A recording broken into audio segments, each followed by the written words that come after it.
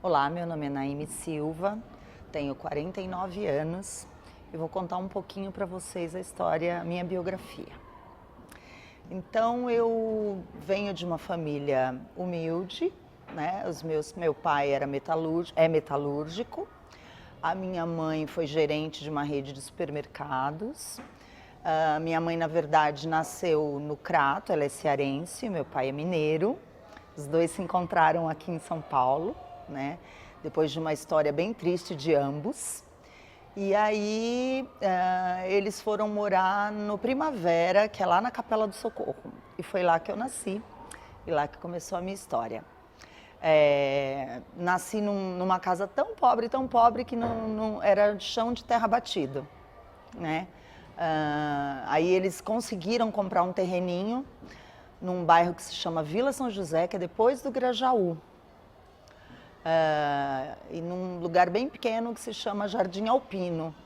É interessante, eu sempre falo que essa história, quando eu lembro, parece que é uma outra vida, porque era uma época em que eu nasci num lugar que era perto de um brejo, então era perto de uma fazenda, então assim, o contato com a rua, com árvore, vinha o carro de boi levar leite na minha casa, então parece assim que realmente eu estava numa cidade do interior. E quando eu me lembro dessas situações, porque eu me lembro do carro de boi, parece que foi num outro momento, numa outra vida, numa outra encarnação de tão distante, que parece que é isso, porque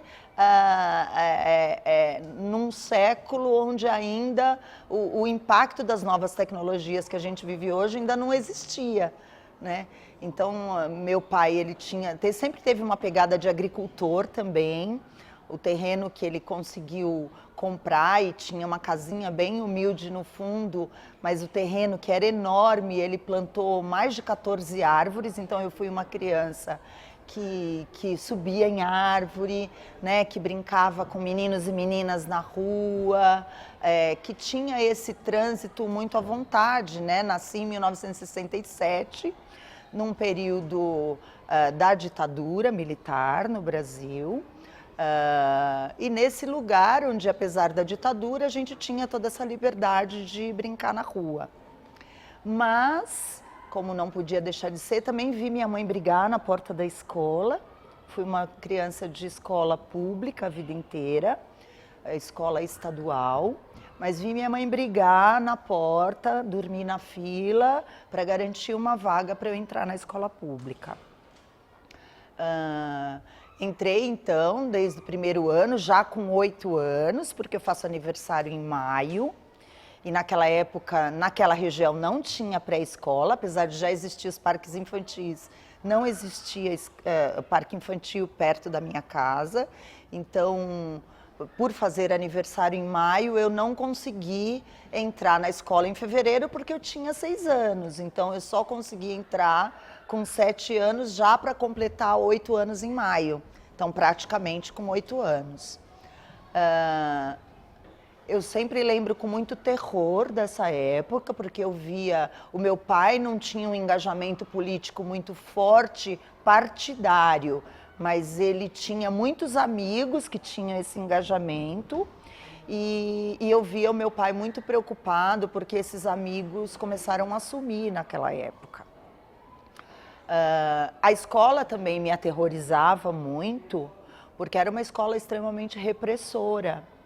Há uma cena que eu acho que é marcada no meu corpo, inclusive, do diretor descer, o professor Hermo, descer a escada da Alberto Salotti, que era o nome da escola, com uma corda, e ele batia essa corda no chão, e a gente estava em fila, perfilado, para cantar o hino nacional, e aquela corda passava bem rente ao nosso corpo, né? Isso é um episódio que eu levo até hoje para a minha terapia, porque eu tenho um comprometimento do meu lado direito do corpo, e uma das hipóteses nossa é que esse episódio me marcou muito, né? Dessa escola pública e extremamente repressora num período de ditadura no Brasil. Bom, cresço então essa menina, né, nessa escola, apesar de eu ter dito aqui que o meu pai não tem um envolvimento político-partidário, mas ele tem um grande envolvimento político no território, né? Então, conforme a gente foi crescendo, minha casa era uma das poucas casas no Jardim Alpino, porque começaram a se construir outras casas, e inclusive esse brejo que eu disse que tinha perto da nossa casa, ele foi ocupado por pessoas que começaram a construir uma favela ali, né? E a gente tinha todo esse contato, todos éramos muito amigos, brincávamos na rua e queríamos muito ter um espaço de brincadeira, porque a escola também não nos permitia entrar e poder brincar na escola nos finais de semana ou nos períodos que a gente não estava na escola. Então eu vi o meu pai numa atuação muito forte política na época, de reunir com as outras famílias, os outros pais e compor uma associação de bairro. Então meu pai estava na presidência da associação de bairro e de construir uma quadra num terreno baldio que havia lá, para que os meninos e meninas, então, que já brincavam na rua, pudessem jogar vôlei ali e brincar. Então, foi muito interessante observar o meu pai, eu acho que isso também é uma grande marca na minha atuação política hoje, de observar que apesar do meu pai não ser orgânico de um partido de esquerda, mas ele tinha uma postura comunitária e uma postura de convivência no território. E essa marca do meu pai eu carrego para dentro da escola. Então, não existia Grêmio Livre, era Centro Cívico, mas eu fiz questão de participar da chapa do Centro Cívico. Então, e no Centro Cívico, com o meu jeito, que era já de um espírito de bastante liderança, a gente conseguiu ganhar a chapa que a gente concorreu e de construir muitas coisas interessantes, mesmo numa escola pública autoritária. Então, a gente construiu a Semana Cultural da escola, a gente construía campeonatos de vôlei, de basquete, para além dessa cultura do futebol, que era muito forte naquela época. Então, acho que teve muito uma atuação, não só minha, como a dos meus colegas, que também eram colegas do território, da gente observar essa atuação política dos nossos pais e da gente reverberar essa postura para dentro da escola. A escola tinha, então, na década de 80, o magistério, o antigo magistério, né, que era um curso técnico, tinham outros cursos técnicos, mas eu meio que fui levada para o magistério, a fazer o magistério, né? Eu pensava assim, poxa, acho que eu vou fazer, então, em vez de eu fazer o ensino médio regular, né, que a gente chamava de colegial naquela época, eu vou fazer, então, um curso técnico no magistério para que eu possa já ter uma profissão e começar a trabalhar, porque eu tinha grande vontade de trabalhar. Só que antes de chegar no magistério, e aí é onde também eu vejo quanto a postura da gente que é professor, quanto é marcante, quanto é importante na vida de uma criança ou de um jovem adolescente. Eu tive um professor que ele marcou eu acho que a minha carreira inteira, que foi o professor Miceli, que ele era professor de educação artística, mas ele levava a questão das práticas teatrais para dentro da escola. E foi por causa dele que eu fui fazer escola de arte dramática. Então, em 1984, eu me matriculei na Escola de Arte Dramática Emílio Fontana, que era aqui no centro, embaixo do Minhocão, ali na Amaral Gurgel. E é muito interessante contar isso, eu sempre contei isso, inclusive, na minha apresentação na Unicel, que como o céu é importante, como eu vejo que essas nossas trajetórias, elas já são constituidoras dessa possibilidade nos territórios, né? Porque, você veja, eu estou te falando de famílias que se encontraram para construir uma associação de amigos para fazer uma quadra poliesportiva, de uma menina que queria fazer teatro e saiu lá da Capela do Socorro aos 14, 15 anos para atravessar a cidade inteira para fazer um curso de teatro, sendo que hoje os meninos e meninas têm essa possibilidade nos seus territórios, não é?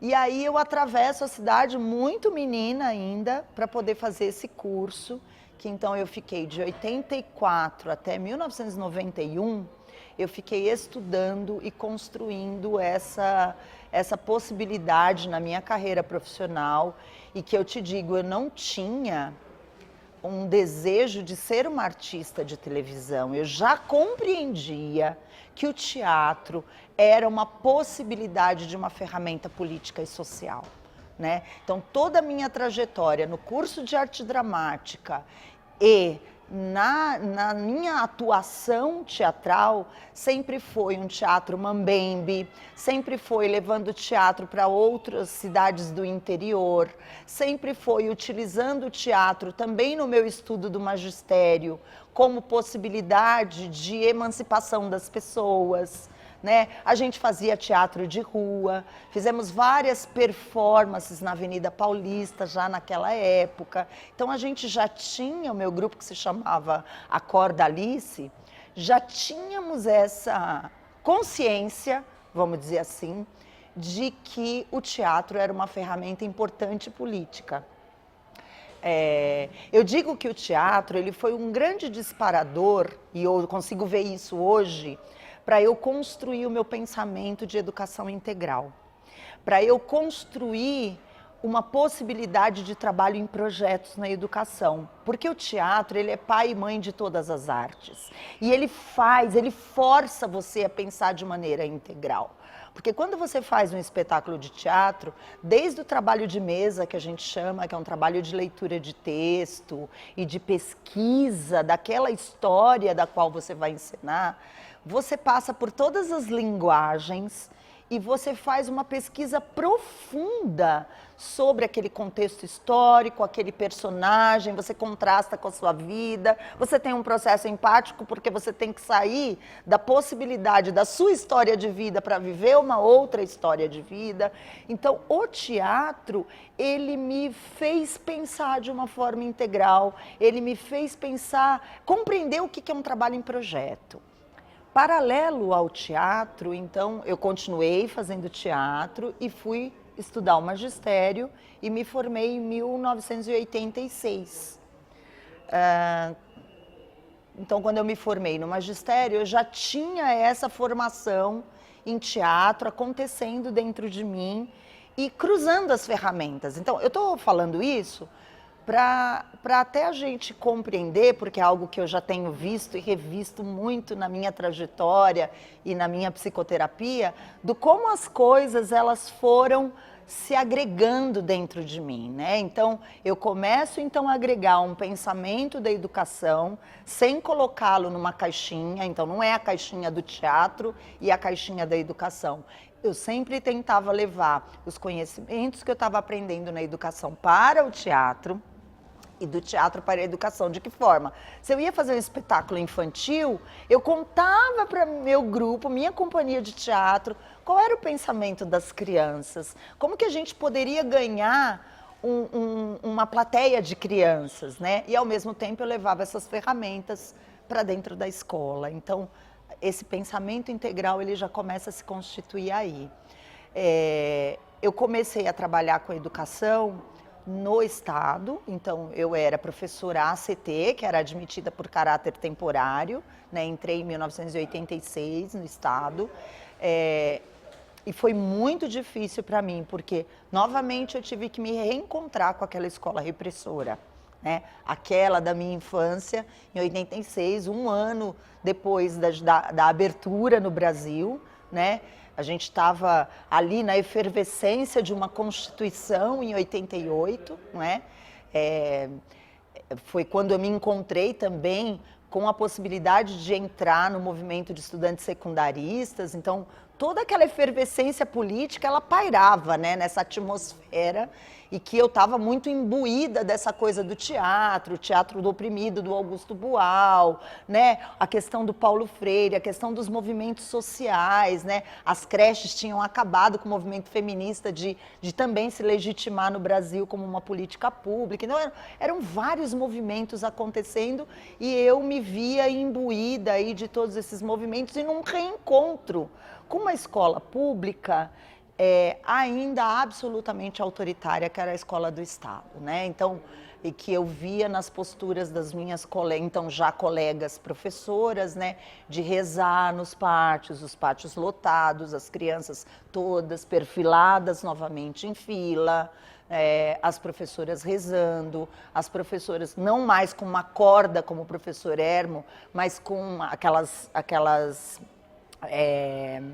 réguas gigantescas que elas iam entre uma fila e outra batendo no chão, né? As crianças nem estavam conversando, mas isso era uma maneira de ameaçar e de domesticar aqueles corpos.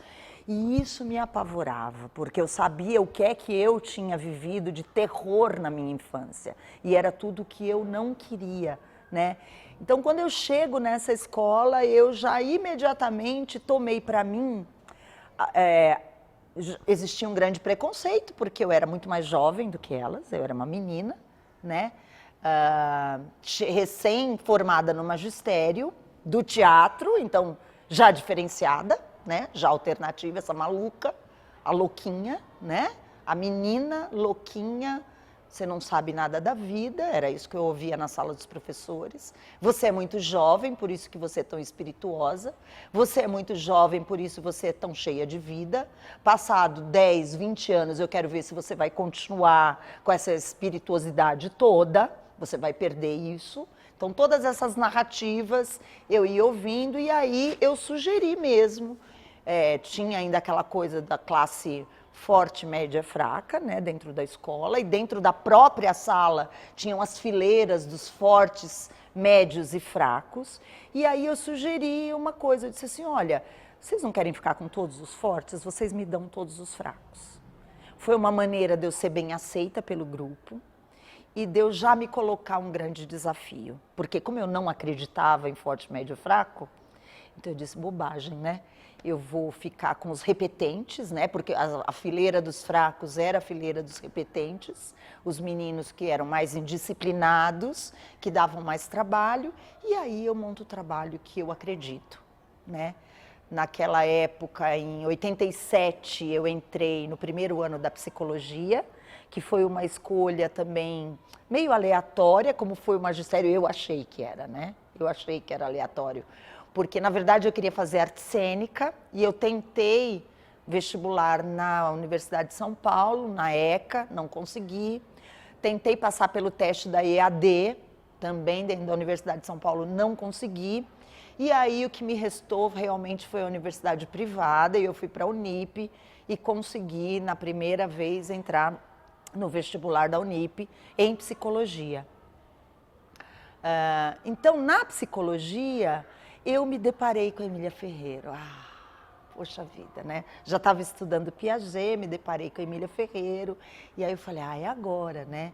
Então eu fui ser professora do ciclo básico, né? Fiquei com a mesma turma 2 anos, que foi uma experiência belíssima, porque eu já não acreditava nas carteiras perfiladas, então naquela época eu já...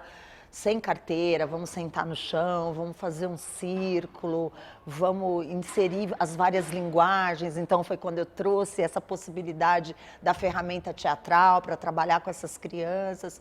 E foi muito bonito perceber que ao longo de 2 anos, as crianças preenchiam folhas e folhas de redação, claro, com as suas hipóteses, né, com a sua maneira de escrever, então ainda muitas vezes silábicos alfabéticos, né, essa forma ainda de escrever silábico alfabético, que para mim era um processo em construção, para quem estava estudando Emília Ferreiro, mas que para aquela escola era erro, né, e aquelas crianças não poderiam passar. A minha sorte é que naquela época eu estava na 18ª Delegacia de Ensino, que era lá na Zona Sul, eu fiz amizade com uma formadora e ela me apoiou muito em conseguir que a gente tirasse essas crianças do ciclo básico dessa forma de escrita e conseguisse, então, que essas crianças não ficassem mais reprovadas. Então, na totalidade, as crianças conseguiram ir para o terceiro ano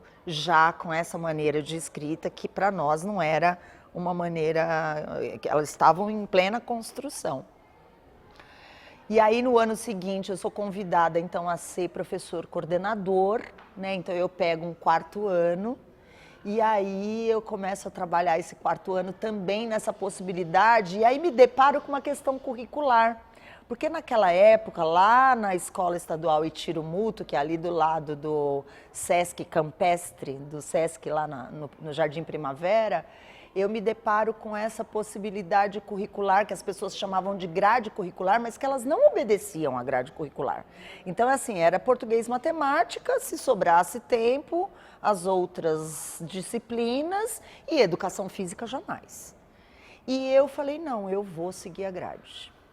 Eu vou seguir a grade, nós vamos sim. E assim, e a minha turma era extremamente disciplinada, exatamente porque eu ia para a quadra, eu desenvolvia jogos, eu desenvolvi as 4 modalidades de esporte com eles, né? A gente fez campeonato, fiz parceria com uma outra amiga minha que também falou, não, nós vamos, então nós meio que fomos um polo de resistência. E nisso, meio que eu usava aquela turma de laboratório até para fazer a coordenação como professora coordenadora. Só que o que aconteceu? Eu comecei a ser rechaçada como coordenadora. Né? Os professores começaram a não me aceitar. E aí a direção me chama e diz o seguinte para mim: você não serve para a minha escola, você é muito revolucionária, eu gostaria que, tão logo a gente terminasse o ano, você fosse embora daqui. E enquanto isso não acontece, eu quero que esse próximo semestre você fique com a sua turma de crianças, mas que a sua parte de coordenação você vá fazer na 18ª delegacia, porque aqui você não tem espaço, aqui você não tem lugar.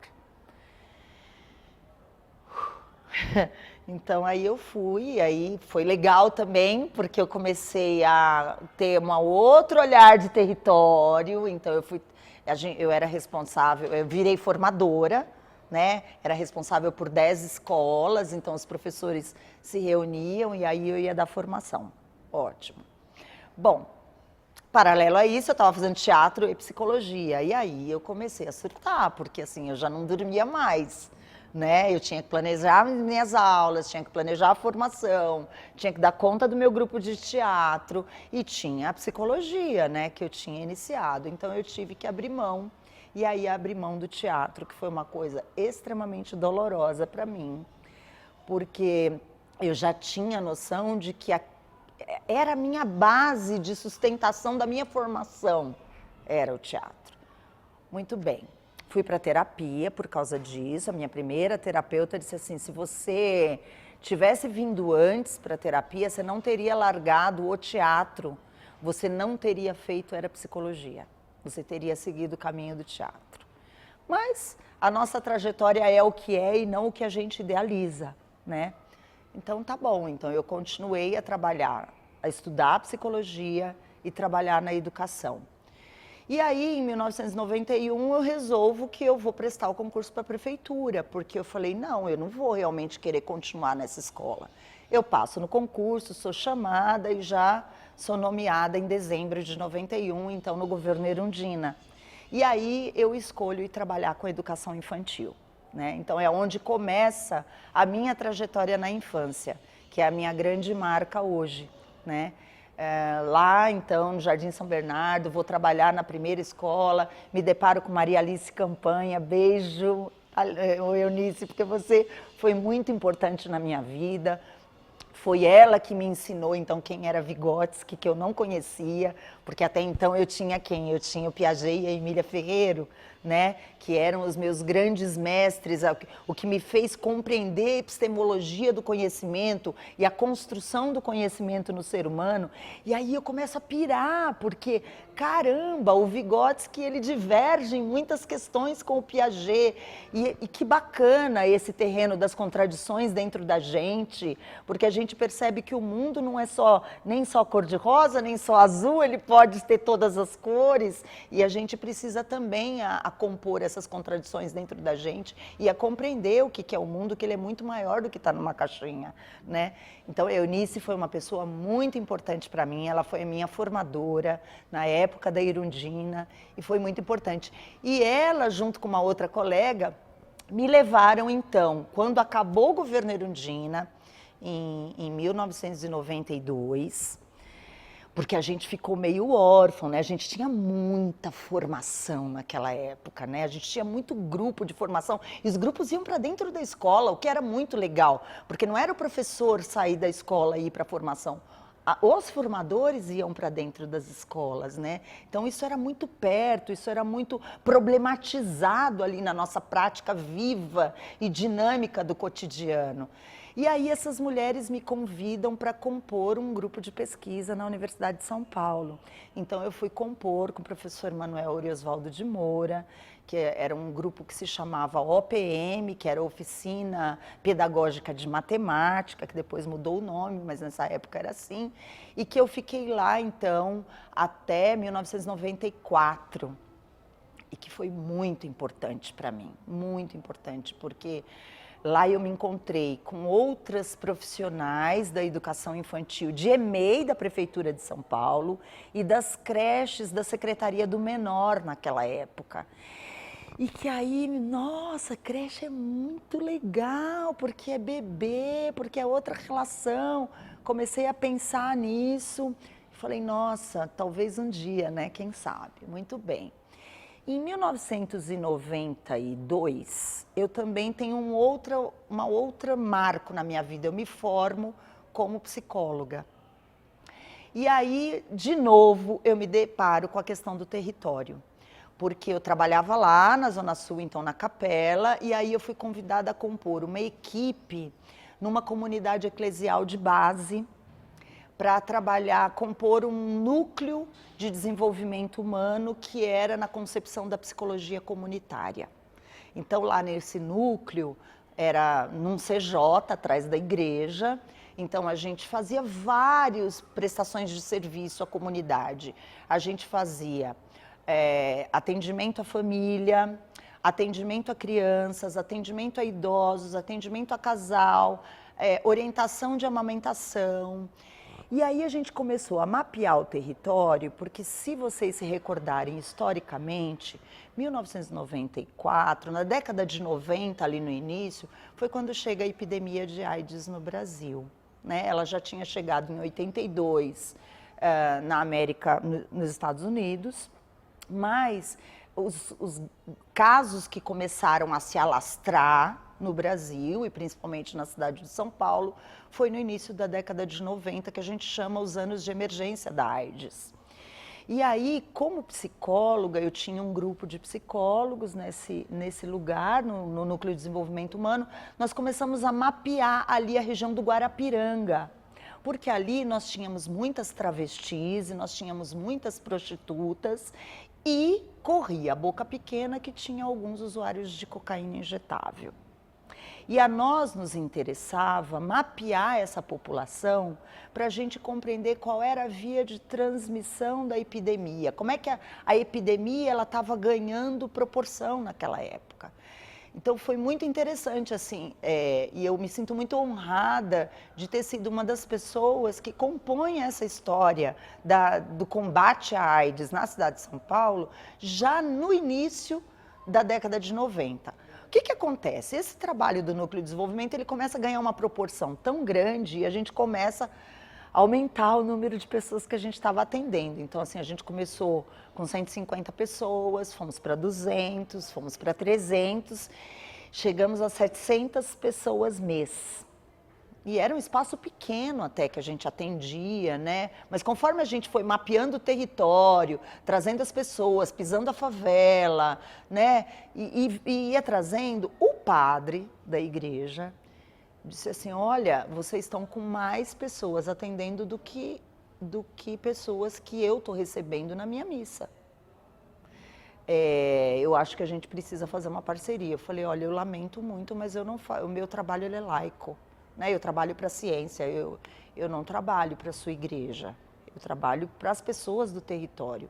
E aí começou um conflito, a ponto do padre nos expulsar, a mim e uma outra colega que coordenávamos junto uma equipe multiprofissional lá que atendia essa comunidade. Bom, aí eu fui acolhida pela APTA, Associação para a Prevenção e Tratamento da AIDS, cuja presidente é a Terezinha Pinto, que hoje é nossa colega, está lá no São Paulo Carinhosa, junto com a doutora Anistela Haddad. A Terezinha me acolheu, né, e disse, não, muito bem-vinda, venha trabalhar conosco. E aí eu fui convidada a trabalhar no Aptatim, como coordenadora do Aptatim, que era um projeto onde a gente trabalhava prevenção de AIDS com adolescentes. Esses adolescentes iam para as escolas para trabalhar, para serem multiplicadores dessas informações com outros adolescentes.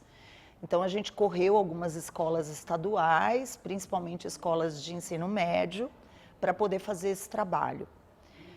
Também fui convidada para trabalhar num outro projeto bem legal, que aí eu trouxe o teatro de volta, mesmo, com toda a força, que é o Barong, que era um trailer, que tinha uma camisinha de 6 metros, inflável, que ficava na praça, até então não ficava ainda na praça, a ideia era correr o litoral norte de São Paulo, acessando os adolescentes em situação de férias, para a gente trabalhar a prevenção. Então a gente tinha uma pesquisa que a gente aplicava.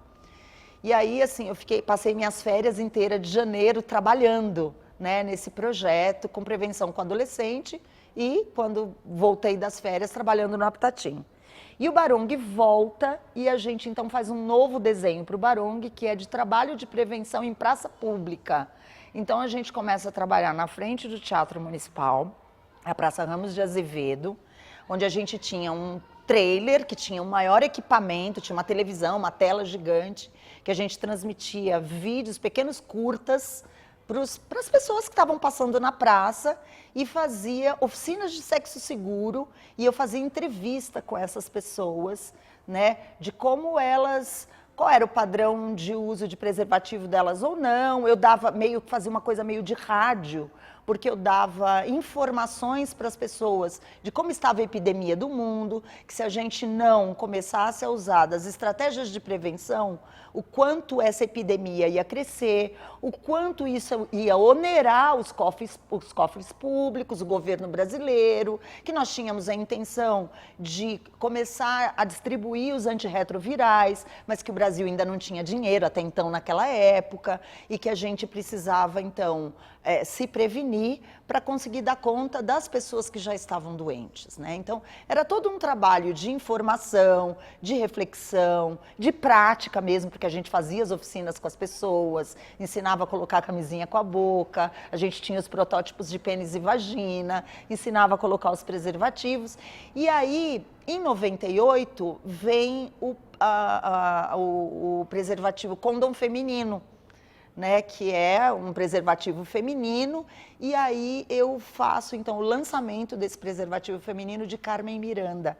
Então, olha como eu fui conseguindo agregar os conhecimentos que eu tinha do teatro, da psicologia, da educação, né, misturando tudo, é tudo junto e misturado. Então, e trabalhando territórios também, né? Porque então eu já estava com essa coisa de mapeamento de território, de poder trabalhar o território. E aí foi muito bacana essa experiência, porque a gente também viajou com o Barong várias cidades do interior, fiz aquela festa de Barretos, que eu acho um horror, mas que foi muito importante, porque ali a gente se deparou com um machismo horroroso, né? Horroroso, é aviltante, assim, a violência que as mulheres vivem nessas festas de peão de boiadeiro é uma coisa absurda, né?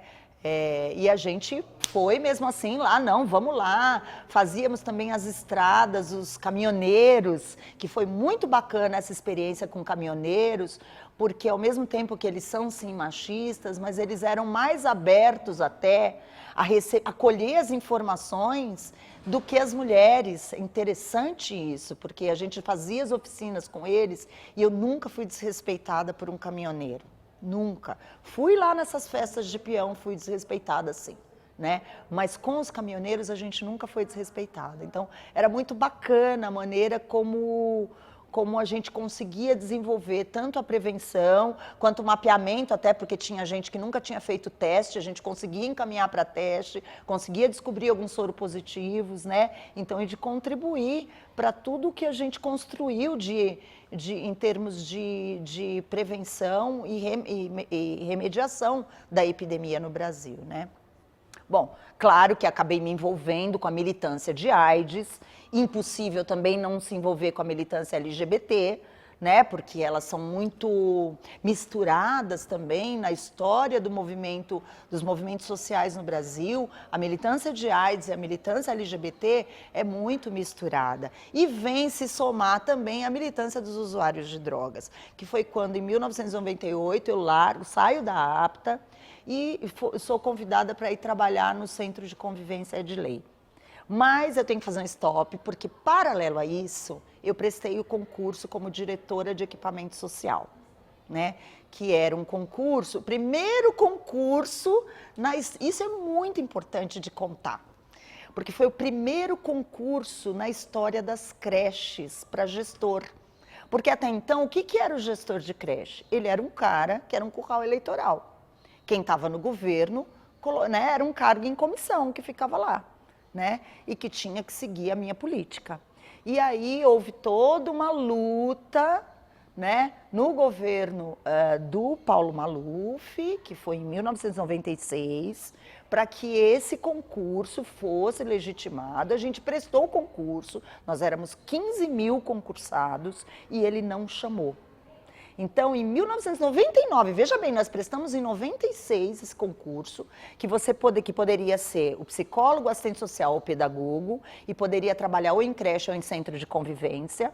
Nós prestamos e não fomos chamados. E aí nós entramos com uma liminar no Ministério Público. E aí também eu tenho que destacar a liderança do Reinaldo, porque o Reinaldo foi o nosso grande líder nesse momento. Ele ligou pessoa a pessoa que prestou esse concurso para entrar com essa liminar, ele que marcou as audiências públicas, a gente acompanhava ele nas audiências, a gente fazia pressão, mas se não fosse ele de verdade, nós não tínhamos conseguido entrar. Em 99, então, nós ganhamos a causa, a liminar, e começou a se chamar os diretores de equipamento social. Eu estava na EMEI Patrícia Galvão nessa época, então eu tinha saído lá da capela, vim para Patrícia Galvão, e assumo, então, tanto a Secretaria do Centro de Convivência Edley, que era um projeto do NEPAIDS, que era o Núcleo de Estudos e Pesquisas em AIDS da Universidade de São Paulo, da Faculdade de Saúde Pública da Universidade de São Paulo. Eu vou para a Secretaria do Edley e assumo a direção de equipamento social no SEI Vereador José Bustamante, lá na Dre Penha, que na época era NAI7, né? Na verdade não era NAI, era SAS, né? Era Secretaria de Assistência Social. Então eu saio da educação, congelo lá o meu cargo numa LIP, né, meu cargo de professora, e vou assumir a direção de equipamento social. E aí eu começo a trabalhar quase 90 horas semanais, para te falar a verdade. Né, como diretora de equipamento social e na secretaria do Edley. E aí, como eu tinha feito toda aquela minha trajetória dos preservativos masculino e feminino, na praça pública, blá, blá, blá, blá, blá, blá, o Edley me convida a montar um grupo de mulheres, e aí é quando meu contato com o movimento feminista se estreita, porque, na verdade, a gente mapeava os usuários de droga em 2 casas de rock, na Celso Garcia, que é a Fofinho, e a Ledsley. Então, a gente ia mapear esses usuários para trazer para o centro de convivência. E lá no centro de convivência, a gente diz que é o primeiro centro de convivência de usuários de droga no Brasil e o segundo no mundo.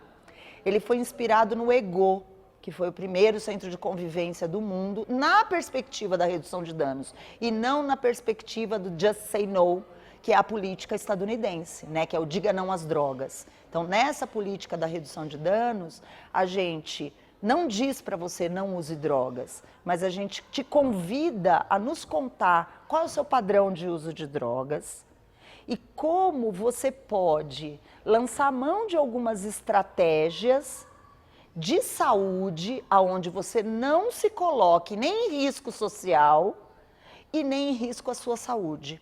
Então são várias estratégias, desde piteiras, cachimbos, trocas de seringa, até o seu comportamento mesmo, né? Então, de não usar droga no meio da rua, de tentar fazer isso num local fechado, para você não se colocar em dano social, né? De você perceber o seu padrão de uso para você não entrar numa possibilidade de você ter que ir para o hospital porque você está passando mal, né? Então, são várias estratégias que a gente vai trabalhando com os usuários e aí eu monto esse grupo de mulheres usuárias de drogas para trabalhar não apenas essa questão da redução de danos, mas interlaçada com a questão da prevenção, né, do uso dos preservativos, da relação com seu parceiro ou sua parceira. Então a gente também já trabalha ali a questão de gênero, a questão do machismo,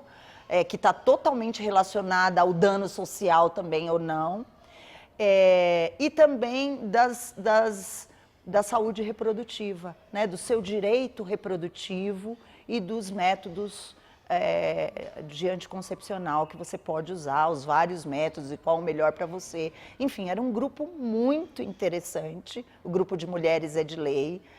Mulheres maravilhosas passaram e era muito diverso, porque você tinha desde a mulher da favela, desde a usuária de droga da Cracolândia, até a professora doutora da universidade. Então nós tínhamos todo tipo de mulheres, né? As meninas alternativas, também tínhamos a questão geracional, porque tinha desde meninas de 15, 16 anos, que iam na Fofinho, por exemplo, que eram roqueiras, até mulheres bem mais velhas, de 70, 80 anos, que também começaram a se deparar com a AIDS, porque também vem a questão aí do Viagra, que os maridos usavam Viagra e acabavam saindo com outras mulheres e não se protegiam e transavam com suas esposas, e aí elas se deparavam estando soropositivas. Então, a gente tinha todo tipo de idade nesse grupo de mulheres. Só que aí começou a ficar muito pesado para mim. Por quê? Porque no centro de convivência a gente fazia, e aí eu acabei sendo eleita presidente do centro de convivência, a gente fazia 3 tipos de campo, que a gente chama. Então a gente ia, tipo, às 2 horas da tarde para Cracolândia, para poder aplicar uma pesquisa nos usuários de droga ou para poder trazê-los para o centro de convivência, ou... e aí era o momento que dava para conversar, porque ele não estava drogado. Ou a gente ia tipo às 4, 5 horas da tarde, que é a hora que a gente fala que são lançadas as pedras. É a hora mesmo do tráfico, então a gente não ia para conversar. A gente ia para observar a cena do tráfico, né? Então era um momento de observação, de registro, para depois levar para a nossa reflexão e para o nosso planejamento estratégico. E num terceiro momento, que era muito hard, que era tipo meia-noite, 1 da manhã, que era a hora do manque, que a gente chamava. Então, que era a hora do socorro. Então, a gente tinha uma unidade móvel inspirada no Barong, né? Então, foi uma possibilidade que eu levei para lá. Essa unidade móvel, às 2 horas da tarde, ela tinha a mesa, a cadeira, material educativo, os protótipos todos, a seringa, o cachimbo, e tinha o inflável da seringa e do cachimbo, né? Que era o momento educador, vamos dizer assim. Às 6 horas da tarde era só o momento de observação e à meia-noite, 1 da manhã era o momento de socorro, então a gente não ia com essa parafernália, a gente ia para socorrer. Então era o momento que os caras estavam no manque, então a gente levava eles para a Santa Casa de Misericórdia e socorremos muitas vidas nesse período e mapeava as doenças, muitos com hepatites virais. Foi quando a gente começou a estudar a epidemia de hepatites, que era muito pior do que a epidemia de AIDS, que até então, no ano 2000, já estava controlada a epidemia de AIDS. E aí veio com força total a epidemia das hepatites, e por isso a gente estudava o crack. Porque o compartilhamento do cachimbo cria muito quente, cria fissuras labiais, isso sangra, e no compartilhamento do cachimbo é que se fazia, era uma via de transmissão do vírus da hepatite. Então, foi quando a gente começou a estudar a hepatite. Foi muito legal, a gente foi premiado nesse momento, a gente começou a produzir um projeto de advocacy, de direitos humanos, com esses usuários da Cracolândia, só que eu tinha a direção da creche, né, e tinha a presidência do Edley. Então, isso foi eu fiquei mentalmente intoxicada, né? E aí tem uma hora que a gente precisa olhar para a gente, porque senão você não está mais disponível para o trabalho, né? Porque aí você fica doente. Então, eu larguei a presidência do Edley, no qual eu me honro muito de dizer que fui presidente, aprendi muito, toda a gratidão a toda a história, Andréa Domânico e Cristina Brits, que foram as grandes mentoras desse projeto. Desculpa.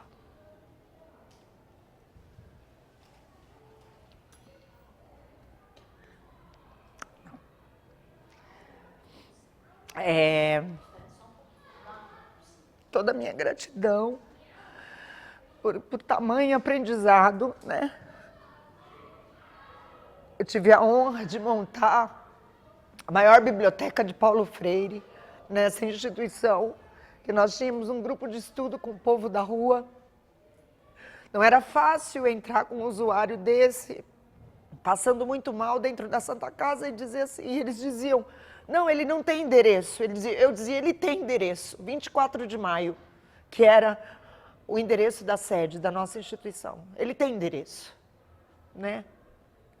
Eu já levei arma na cabeça de polícia, já fui com imprensa para o campo, porque foi muito difícil no período de 2004 e 2005, né, quando saiu o governo da Marta Suplicy e entrou outro governo que veio a Operação Limpeza da Cracolândia, eram momentos muito difíceis, nós vivemos momentos trágicos.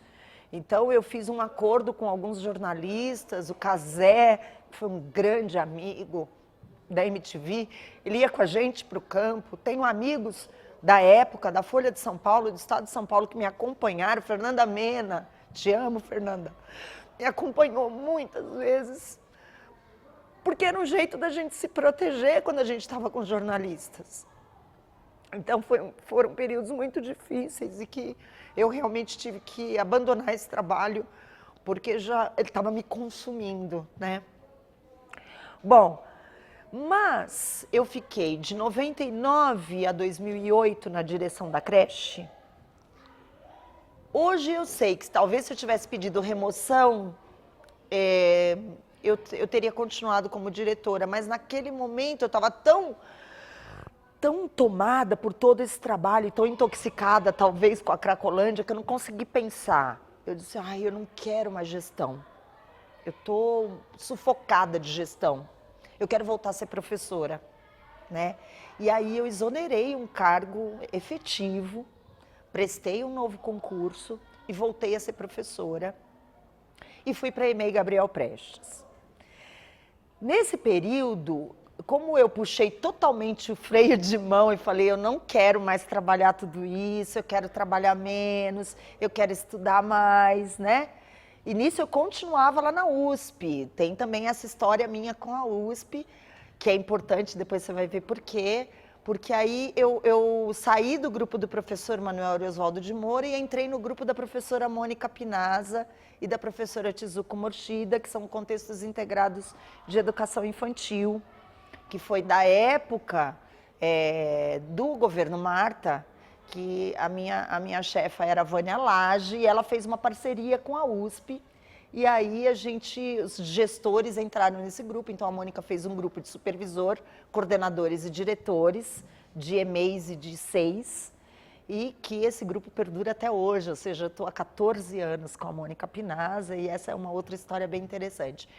Mas aí eu surtei com a história da direção e voltei e fui para a EMEI Gabriel Prestes. E na EMEI Gabriel Prestes foi muito bacana, porque também casou com um momento de vida meu. Eu disse, agora eu quero casar, quero ter filho. Então eu casei, tive um filho, e aí eu tive que me afastar um pouco da militância que eu estava acostumada, do movimento feminista, do movimento LGBT, do movimento de drogas, do movimento de AIDS. Mas o meu filho me trouxe uma outra militância. Por quê? Porque assim como 90% das mulheres brasileiras, eu fui uma pessoa que tive meu parto roubado. Eu não tive um parto, eu tive uma cirurgia. Ninguém incentiva ninguém a fazer cirurgia, mas a cesárea no Brasil tem taxas absurdas de 70% a 90% das mulheres cesariadas. E a gente se pergunta, que defeito nós temos? Todos, né?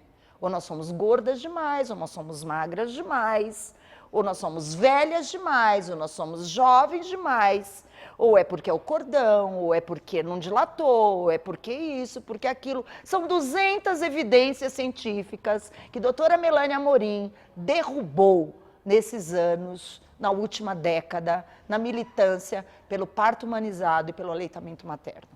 Então eu me deparei com essas mulheres, que até então eu não tinha olhos para ela, porque eu nunca pensei em ter filhos. Então eu me deparo com essa militância e começo então, porque foi depois de ter vivido essa violência obstétrica que eu vivi, é que eu me deparei que eu poderia militar nesse campo. Então eu viro uma ativista pelo parto humanizado e pelo aleitamento materno. E a Gabriel Prestes me trouxe um outro presente, que foi eu compreender que eu também era, há muito tempo, uma ativista pelas infâncias paulistanas. Foi quando eu conheci na Gabriel, André Gravatá, Antônio Sagrado Lovato e Daniel Yanai. E esses 3 meninos que não são da educação, foram fundadores do Movimento Entusiasmo e da Virada Educação em 2014. E através da Virada Educação, a gente começa, então, inspirado nos cortejos da Nayana Bretas, no Glicério, a gente começa a construir os cortejos poéticos das infâncias paulistanas. E aí eu e Sandra Lima, que era diretora da EMEI na Praça da República, colocamos 300 crianças caminhando pelo centro da cidade, distribuindo poesias e dizendo que a cidade também é um lugar de criança morar. Foi um aprendizado incrível, porque foi assim, além de ser um aprendizado, poxa, eu falo assim, caramba, eu ganho para ser feliz, porque a gente poder levar as crianças, e hoje as crianças da Gabriel, elas estão lutando pelo Parque Augusta, você poder retomar, eu pude retomar minha militância naquele território, porque eu, desde a época que eu fui professora no Patrícia Galvão, esse território central é o meu território, na qual eu sou moradora, e que eu pude observar as entranhas dele na Cracolândia, conhecer o pior do território, mas o melhor do território, que é a ocupação das crianças nesse lugar tão hostil, tão difícil de viver, tão cheio de polícia, de usuário de crack, de barulho, de criança confinada em apartamento. E, de repente, a gente poder construir uma escola com educação integral, como a gente acredita. Foi por meio da Virada Educação, então, que eu fui convidada a ser gestora do CEL Butantã. E aí que eu chego aqui, em janeiro desse ano. Eu acho que eu pulei um pedaço da história, e sei por que eu pulei, porque é um pedaço importante, que em 2013, que eu já estava na Gabriel, antes da Virada Educação, o professor Paulo Gonçalo, então, no início aqui do governo Fernando Haddad, eu tive o privilégio de fazer parte de uma das equipes do prefeito, lá na DRE de Santo Amaro, na equipe do professor Paulo Gonçalo, que veio a falecer 3 meses depois. Eu não entendi nada naquele momento, eu fiquei sem entender o que eu fui fazer em Santo Amaro. A princípio eu sabia, eu fui lá viver o sonho da cidade educadora com meu amigo Paulo Gonçalo. Mas em abril, quando ele morreu, eu fiquei meio sem entender o que eu estava fazendo lá. E me fiz essa pergunta várias vezes durante o ano de 2013, o que é que eu estou fazendo aqui? Depois é que eu fui entender que eu fui ajudar um amigo numa passagem. Eu acho que eu não fui para lá para trabalhar mesmo. Mas eu digo que eu vivi 10 anos num ano só. Porque lá eu trabalhei com rede de proteção, com direitos humanos pelo gabinete e com formação da infância pelo, hoje que a gente chama de DIPED, na época era DOTP. Saí de lá muito rica também de experiência e voltei para a minha escola, porque na verdade eu queria trabalhar com o Paulo. E aí tive, por uma questão ética, de ficar até dezembro, né? Concluí o ano e voltei para a minha escola, e aí é quando eu vivo essa questão das viradas. E venho para cá. Né? Então eu chego aqui dia 20 de janeiro. E aí eu começo... É uma série de momentos em que eu tenho que me apresentar, e eu acho que eu estou podendo aqui hoje, agora com vocês, fazer isso de maneira mais mastigada, mas que em vários momentos eu fiz isso de uma forma sintética, apresentar a minha trajetória para as pessoas compreenderem por que eu estava aqui. E em cada momento que eu me apresentava, eu destacava uma coisa diferente na minha trajetória, né? E eu também, ao contar a minha trajetória, eu fui entendendo por que eu estava aqui. Né? Então esse é o 5º território que eu trabalho, né? É o 5º território que eu posso mapear. Eu sempre disse para as pessoas aqui que eu vim aqui mais para aprender, porque eu não tinha nenhum mergulho e nenhuma imersão no território Butantã. A única história que eu tenho no território Butantã é de estar em grupos de estudo há 22 anos na Universidade de São Paulo, que para mim não é nada, porque a Universidade de São Paulo não representa o subterrâneo do Butantã mesmo. Eu posso dizer isso de uma maneira muito tranquila. Eu acho que muitas dificuldades que nós temos no território Butantã, inclusive a Universidade de São Paulo, tem a sua parcela grande de responsabilidade, porque meio que se utiliza dos equipamentos. Vou colocar equipamentos sociais, porque não é só a educação, a saúde também, a habitação, enfim, o território como um todo, como um laboratório de pesquisa, mas não há uma imersão, não há uma troca, não há de verdade. Então, acho que boa parte disso é responsabilidade, então acho que não é representativo. Então, eu cheguei de uma maneira muito humilde, de verdade, e tenho uma honra muito grande de dizer que estou nesse lugar. Porque de verdade aqui eu vim aprender, né? Porque eu acho que poder mergulhar num território é você entrar em xeque com todo o conhecimento que você tem o tempo inteiro, né? Então eu vim para escutar, eu vim para observar, eu vim para contribuir no momento em que as pessoas me permitiram contribuir, né? Porque eu acho que esse cuidado, ele é fundamental. E isso... Hoje eu entendo toda a minha trajetória, por que eu vivi lá aqueles 10 anos de direção, né? Que eu achava que eu não tinha perfil de gestora, blá, blá, blá, e que eu tive que fazer toda essa trajetória, largar um cargo de diretora, voltar a ser professora. Eu também tinha que aprender o que era humildade. Porque de verdade, sem humildade, um gestor não consegue fazer gestão. Porque precisa de humildade para ouvir. Precisa de humildade para se colocar no lugar do outro. Precisa de muita humildade. Precisa de humildade para você se despir de todo o seu conhecimento construído e você perceber que os outros também têm conhecimento. E que você pode e deve aprender com o outro. E que ele só vai se permitir também aprender com você se você fizer esse exercício doloroso e difícil, mas necessário. E eu acho que o grande erro de muitos gestores, e aí eu estou falando de gestores públicos, não é só de CEL que eu estou falando de diretor de escola, gerentes de UBS, enfim. Quando você não consegue ganhar nesse jogo, é porque você não consegue ouvir. E não consegue ouvir porque você acha que você sabe tudo e que o outro não sabe nada. E que você não tem nada para aprender no território. Né? Então, desde um bebê até um menino da favela, uma senhora idosa, né, um professor, você pode e deve aprender. Né? Então, eu aqui me deparei com muitas questões. Né? Ao contar a minha trajetória, então, a repassar tudo isso, a compreender... Puxa vida, hoje eu posso fazer a gestão de um teatro. Olha que interessante. Né? Passar ali por trás da coxia me dá uma grande emoção. Tantas e tantas vezes eu pisei, né, no teatro como atriz e hoje fazendo a gestão de um teatro. Né? Então é uma coisa que eu tenho muita gratidão, né? Ter ouvido aquelas mulheres todas, eu quis muito montar um grupo de mulheres aqui, muito, né? Repetir essa experiência e infelizmente eu não vou conseguir. Né, uma grande pena, porque a gente estava caminhando para que isso acontecesse, né, para eu poder emprestar a experiência passada que eu tive e a gente poder aqui compor a história, a memória desse território através da história das mulheres, que é o que eu acredito, né? Mas infelizmente não vou conseguir. E aí fico pensando assim também, o quanto eu tive que atravessar a cidade para ir fazer uma universidade, né? E hoje a gente tem a Unicel, né, que está aqui no território, acessível para as pessoas.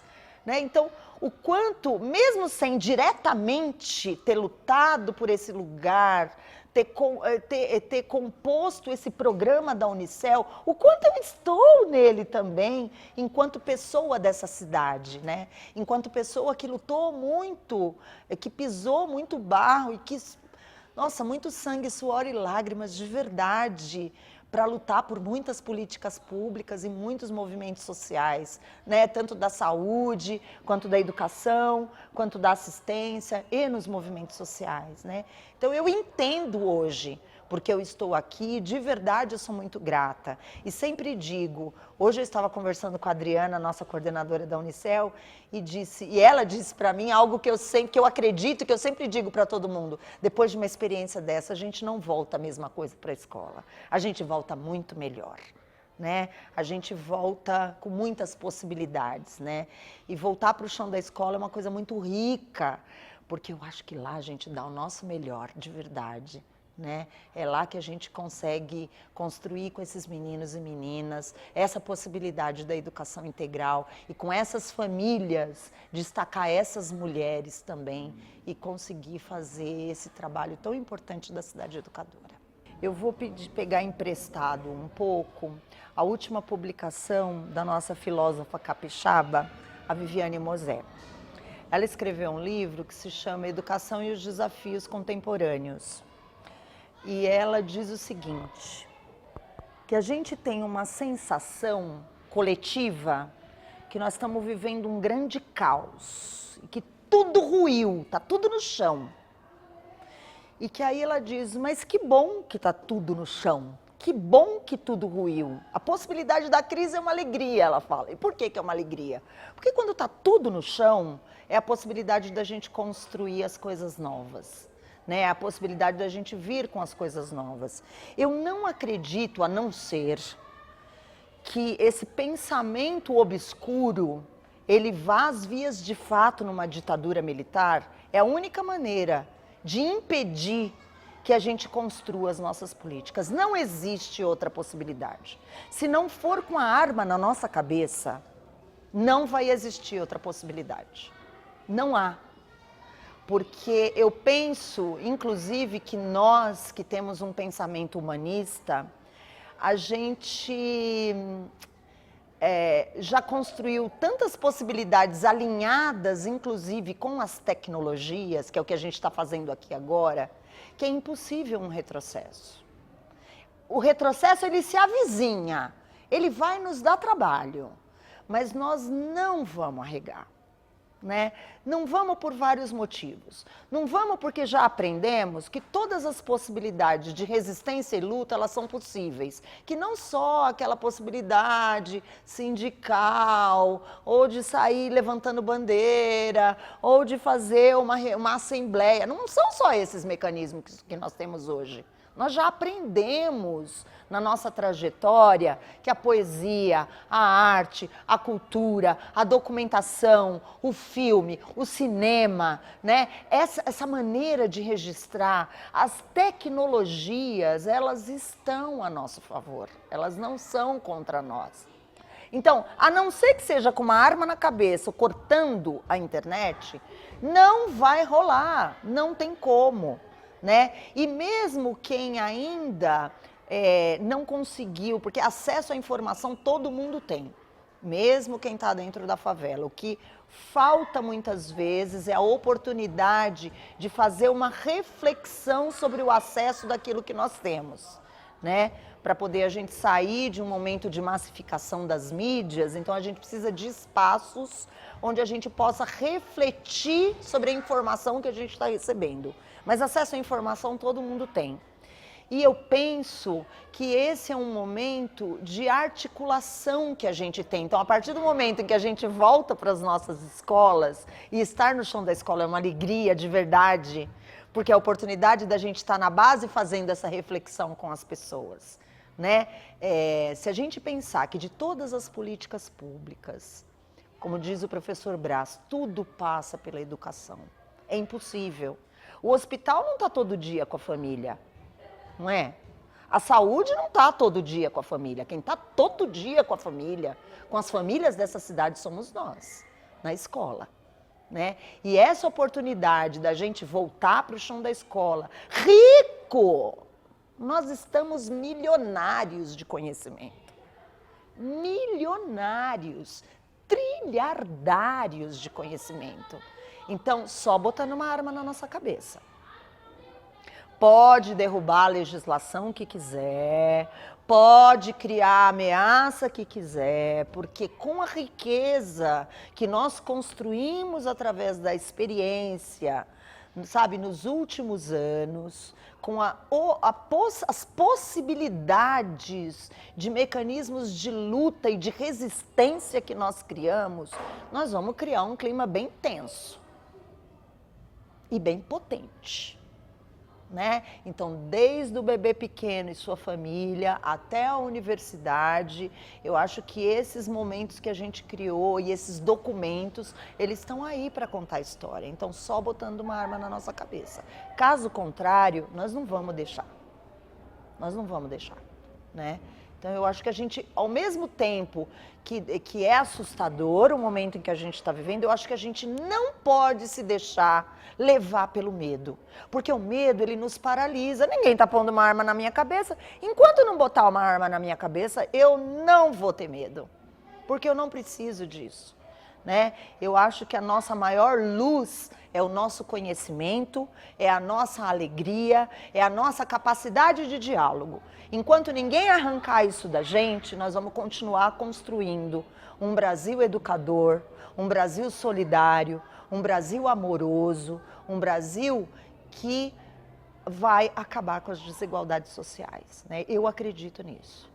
Né? Por isso que eu acredito que a potência da crise, ela ao mesmo tempo nos dá, eu corroboro totalmente com a Viviane Mosé, eu acho que é uma oportunidade, uma possibilidade também potente. Né? E aí eu queria encerrar com um poema foi muito louco isso, gente, porque eu estava dormindo e eu acordei de repente e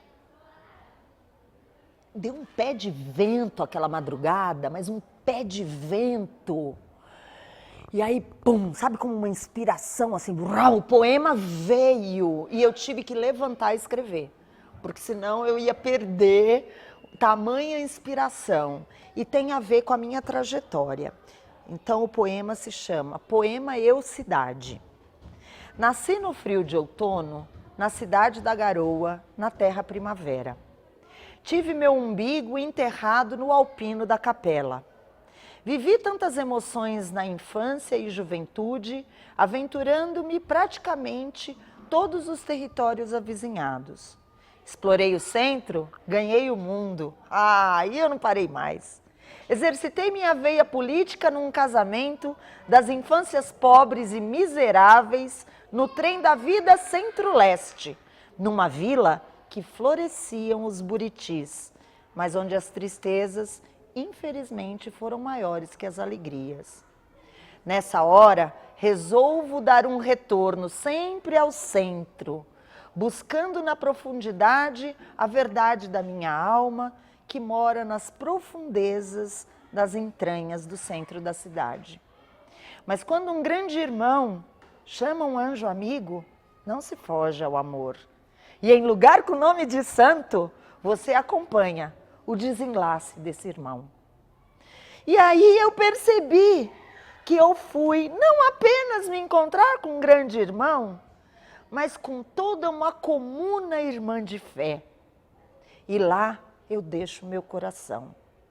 Mas como o centro sempre me chama para o eixo da profundidade, eu retorno ao paraíso da tormenta. Tanto tempo de construção de conhecimento a oeste da cidade. 22 anos buscando e estudando nessa terra que me causa um estranhamento e um desconforto.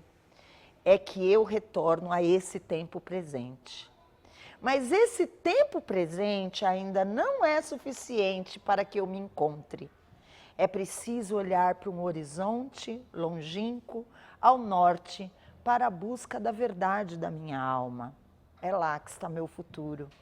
E é aí que eu percebo o meu transbordamento, o meu espalhamento, feito chuva que sai molhando e espalhando por toda a cidade para sentir o calor da terra, para sentir o calor da minha gente.